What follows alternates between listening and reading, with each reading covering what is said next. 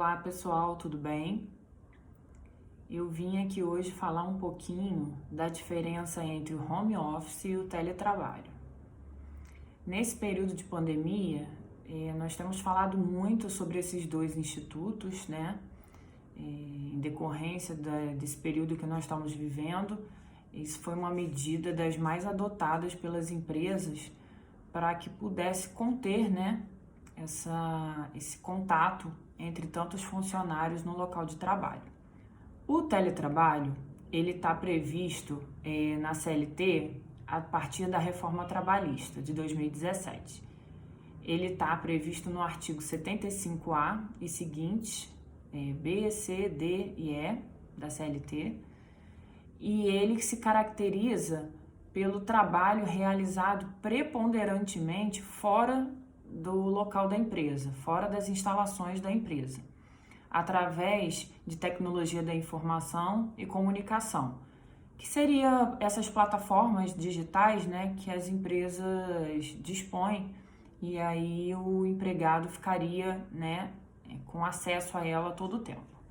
Uma das principais características do teletrabalho é que não há controle da jornada de trabalho. Ele está previsto no artigo 62, inciso 3º da CLT, como uma excludente de controle de jornada. Parecido com um trabalhador que desempenha a função externa, de forma externa. A consequência principal disso é que o trabalhador não vai ter direito ao recebimento de adicional por horas extras, nem por supressão de intervalo, nem por eventual horário, né, que ultrapasse da jornada de trabalho.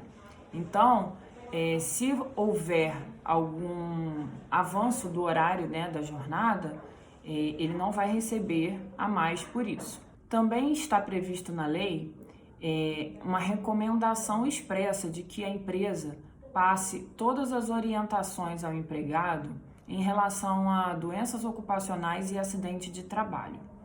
Inclusive, existe a possibilidade de um termo, né, de responsabilidade que o empregado assina e, em tese, esse termo eximiria a empresa de qualquer responsabilização em caso de eventual doença ocupacional ou acidente de trabalho que ocorra com o empregado durante a realização do teletrabalho. A alteração do teletrabalho para trabalho presencial ou do trabalho presencial para teletrabalho pode ser feita por mútuo consentimento, né, um acordo mútuo entre as partes, entre a empresa e o empregado, através de aditivo contratual, ou seja, é obrigatório que isso seja feito por escrito. Então, ou ele começa já em teletrabalho através de um contrato de trabalho com essas previsões, ou ele vai ser alterado no curso do contrato e aí vai ficar previsto num aditivo contratual. No caso dessa modificação passar a ocorrer, né, por determinação expressa do empregador, ela tem que ser feita com um período de 15 dias, né, com aviso prévio, né, para o empregado passar por um período de transição, para que ele passe, então, depois desses 15 dias, a desempenhar o teletrabalho, ou vice-versa. No caso dessa modificação para teletrabalho, pode ser que o empregado não tenha em casa os equipamentos necessários. Por exemplo, um computador, uma internet compatível com o desempenho, né, das tarefas, impressora, material gráfico, né? Então, tudo que seria necessário para o desempenho da função dele em teletrabalho, a empresa vai se responsabilizar, ou pela aquisição, ou pelo empréstimo, né, através do comodato, e inclusive eventuais despesas que o empregado tenha, por exemplo, conta de luz ou compra de algum material, né, de papelaria ou outros necessários, isso pode ser reembolsado pela empresa, mas tem que estar previsto também como cláusula do contrato de trabalho. Vamos falar então agora um pouquinho do home office. O home office é um contrato de trabalho comum, né, presencial, e que, em decorrência de alguma circunstância ou de um acordo entre a empresa e o empregado, o trabalhador vai desempenhar ele parcialmente em home office. Parcialmente ou por um tempo, né, toda semana, de forma constante, isso vai ser acordado entre a empresa e o empregado. E aí, o que vai acontecer com a jornada de trabalho desse empregado? Ele vai continuar tendo a mesma jornada e tendo a obrigação de cumprir essa jornada de trabalho, mesmo trabalhando em casa, em home office. Ou trabalho remoto. Aí sim nós podemos considerar sinônimos, né, dessas expressões. Ou seja, se for solicitado pela empresa que o empregado faça eventual hora extra, ele vai receber por essa hora extra.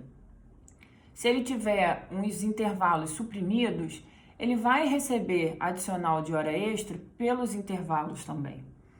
Então, existe a obrigação do cumprimento de horário. A forma com que a empresa vai controlar o horário dele pode ser por login no sistema, né? Pode ser por celular, mas existe essa jornada de trabalho fixada e ele é obrigado a cumprir essa jornada. Em relação à responsabilidade por eventuais doenças ocupacionais ou por um acidente de trabalho, no home office a responsabilidade é inteiramente da empresa. Porque, em tese, o contrato dele de trabalho era para ser realizado no local de trabalho, em que a responsabilidade é da empresa. Então, eventual ocorrência disso no home office, a responsabilidade, em tese, também seria da empresa. E quanto à formalização desse home office, né? Ele começou com um trabalho presencial e aí vai passar para home office ou 100% ou parcialmente em home office, né? Em alguns dias da semana. Não existe na lei uma obrigatoriedade para que ele seja realizado dessa forma. Não tem que ser por escrito, né? Isso é um combinado entre a empresa e o empregado. Ele pode ser mesclado, né? Ele não precisa ser 100% presencial ou 100% home office. Isso pode ser em alguns dias da semana presencial, alguns dias em home office.